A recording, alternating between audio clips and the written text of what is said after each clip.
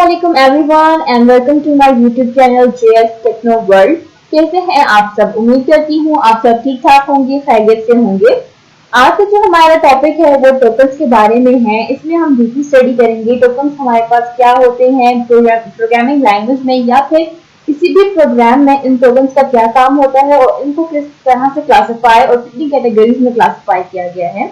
चलिए जी हम अपना लेक्चर स्टार्ट करते हैं। टोकन्स की डेफिनेशन देखते हैं पहले। Tokens are the basic building blocks in C++ language और these are the smallest individual unit in a program. Basically जो टोकन्स होते हैं ये हमारे पास ऐसे बिल्डिंग ब्लॉक्स होते हैं या फिर जो स्मॉलेस्ट इंडिविजुअल यूनिट्स होते हैं जो कोई भी प्रोग्रामिंग लैंग्वेज या फिर जो कंपाइलर होता है वो उनको आइडेंटिफाई करता है। ठीक है जी, जिस तरह से आप देखेंगे कोई भी नंबर्स को हमने ऐड करना है या फिर उन पे कोई ऑपरेशन परफॉर्म करना है या कोई भी डेटा है उसको शो करना है, उसको प्रिंट करना है, तो उनको डिफरेंट ऑपरेशंस को परफॉर्म करने के लिए, डिफरेंट टास्क परफॉर्म करने के लिए हमें स्मॉल इंडिविजुअल यूनिट्स की जरूरत पड़ती है और उन यूनिट्स को, उन स्मॉलेस्ट यूनिट्स को हम कहते हैं टोकन। बेसिकली टोकन्स जो होते हैं हमारे पास स्मॉलेस्ट यूनिट्स होते हैं जो कि हर प्रोग्राम के लिए नेसेसरी होते हैं। कोई भी प्रोग्राम इसके बगैर कंस्ट्रक्ट नहीं हो सकता। फॉर एग्जांपल आप एक सेंटेंस को ले लें, एक सेंटेंस है हमारे पास, ठीक है जी, वो sentence different combination of words से मिलकर बनता है। डिफरेंट वर्ड्स होते हैं, हम उनको यूज करते हैं और उनसे एक सेंटेंस हमारे पास आ जाता है। लेकिन अगर हम वर्ड्स को यूज ही ना करें तो कोई भी सेंटेंस बन ही नहीं सकता। तो सेम इसी तरह से एक प्रोग्राम जो है वो हमारे पास टोकन से मिलकर बनता है। हम टोकन्स को यूज करते हैं तो वो प्रोग्राम हमारे पास कंस्ट्रक्ट होता है। तो जो प्रोग्राम्स होते हैं उनको रन करने के लिए, उनको कंस्ट्रक्ट करने के लिए हमें टोकन्स की जरूरत होती है। A program is constructed using a combination of these tokens. जो प्रोग्राम्स होते हैं उनको कंस्ट्रक्ट किया जाता है इन टोकन्स की जो कॉम्बिनेशन या डिफरेंट टोकन्स को यूज करके एक प्रोग्राम हमारे पास मिलके बनता है। अब देखते हैं कि ये टोकन्स किस तरह से क्लासिफाई हो रहे हैं। These tokens are classified into 6 different categories. The first one is identifiers and the second one is keywords. Keywords को हम reserved words भी कहते हैं। Variables जिनको हम डीपली स्टडी करेंगे इंशाल्लाह नेक्स्ट लेक्चर में। Constants हैं, strings हैं, इनको भी हमने डीपली स्टडी करना है। And then operators. सबसे पहले तो हम चले जाते हैं identifiers पे। Identifiers होते क्या हैं? A valid identifier is a sequence of one or more letters, digits or underscore. This is the sign of the underscore. जो एक valid identifier होता है बेसिकली वो कॉम्बिनेशन होता है, सीक्वेंस होता है डिफरेंट एक या एक से ज्यादा लेटर्स का, डिजिट्स होते हैं या फिर अंडरस्कोर का। कभी भी कोई भी जो मतलब स्पेशल फैक्टर्स है या जो सिंबल्स है वो हम इनको यूज नहीं कर सकते आइडेंटिफायर्स में। तो ये जो वैलिड आइडेंटिफायर होता है ये आप डेफिनेशन याद रखिएगा कि ये एक सीक्वेंस होता है, एक कॉम्बिनेशन होता है वन और मोर डिफरेंट लेटर्स, डिजिट्स और underscore and it refers to the names of variables, functions, arrays and classes etcetera. जो आइडेंटिफायर होते हैं इनको हम मतलब रेफर करते हैं, फिर हम वेरिएबल का नेम दे सकते हैं, किसी भी फंक्शन का नेम दे सकते हैं, किसी भी एरे का नेम दे सकते हैं, किसी भी क्लास का नेम दे सकते हैं। ठीक है जी। आइडेंटिफायर मीन्स, आइडेंटिफायर का मतलब क्या होता है? It helps to identify given name. मतलब कि कोई भी गिवन नेम है, कोई भी हमारे पास नेम है, उसको आइडेंटिफाई करता है कि कौन सा नेम है। क्या ये वेरिएबल नेम है या फिर ये फंक्शन नेम है और ये कुछ एरे नेम और क्लास नेम या फिर किसी ऑब्जेक्ट का नेम है। सिंपली जो आइडेंटिफायर होता है ये आइडेंटिफाई करता है कि ये जो गिवन नेम है ये कौन सा हमारे पास नेम है, वेरिएबल्स का, फंक्शंस, एरेज, क्लासेस और ऑब्जेक्ट का नेम है। रूल्स देख लेते हैं। हमारे पास डिफरेंट रूल्स हैं और ये बहुत इंपॉर्टेंट रूल्स हैं, ये हमें याद रखने भी चाहिए। फर्स्ट रूल हमारे पास है A valid identifier shall always begin with a letter or underscore. कोई भी valid identifier है हमारे पास जी, वो हमेशा स्टार्ट होगा किसी भी लेटर के साथ या फिर अंडरस्कोर के साथ। इसके अलावा किसी और डिजिट के साथ, किसी और स्पेशल फैक्टर के साथ या किसी और चीज के साथ स्टार्ट हो ही नहीं सकता।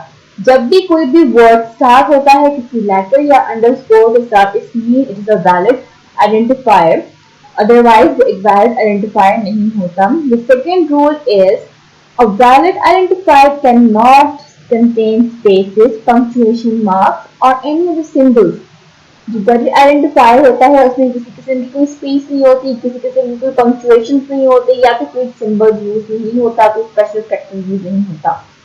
And third one is a valid identifier cannot start with a digit in any case because a valid identifier start or begins with a letter or underscore.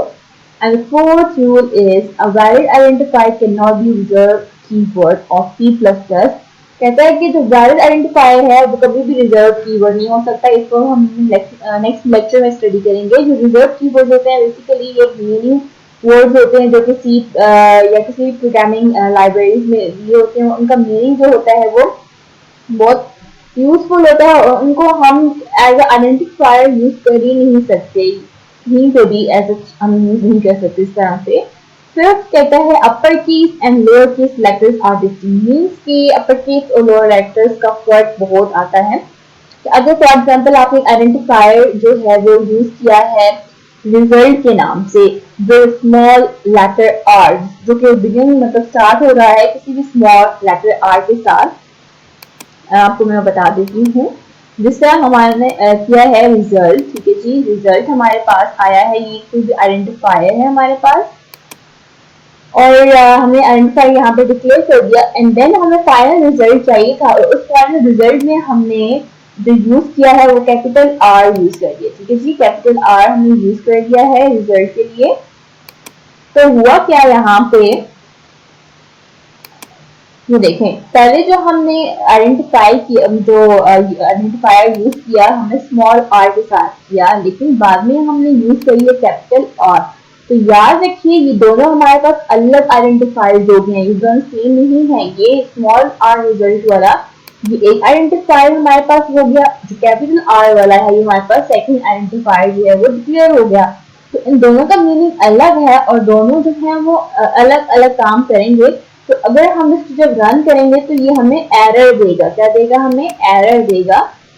तो याद रखिए C++ एक केस सेंसिटिव प्रोग्रामिंग लैंग्वेज है, तो उसमें अपर case और lower case letters का भी हमने बहुत ध्यान रखना होता है कि ये गलती भी हमसे नहीं होनी चाहिए। ये हमारे पास जो थे वो रूल्स थे, हमने रूल्स को याद रखना है। पहला रूल कि हमारे पास letter begin must begin with a letter or underscore, cannot contain any space and punctuation marks and any other symbol, and cannot start with a digit in any case, and it cannot be a reserved word, and upper case and lower case letters are distinct. आज के lecture में हमने tokens के बारे में पढ़ा, उसको देखा किस तरह से हमने उसको क्लासिफाई किया, आइडेंटिफायर्स को देखा हमने, और एक और आपको मैं एग्जांपल इसकी बताती हूँ।